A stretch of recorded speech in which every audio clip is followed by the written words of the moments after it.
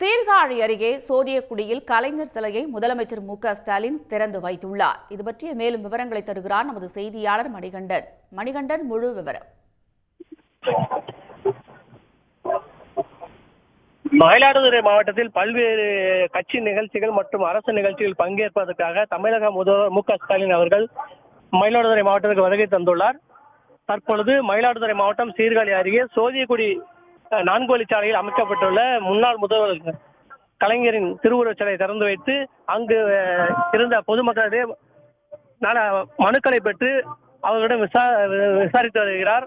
அதனை முடித்துக் கொண்டு பின்னர் சீர்காழி அருகே உள்ள செம்பதநேர்ப்பு கிராமத்தில் அமைக்கப்பட்டுள்ள கலைஞரின் திருவுருவச் சிலை திறந்து பின்னர் மயிலாடுதுறையில் நாளை நடைபெற உள்ள கட்சி நிகழ்ச்சி மற்றும் அரசு நிகழ்ச்சியில் பங்கேற்பதற்காக தற்போது முதல்வர் சென்று கொண்டிருக்கிறார். உடனுக்குடன் செய்திகளை தெரிந்து கொள்ள சன் நியூஸ் பெல் ஐகானை கிளிக் பண்ணுங்க.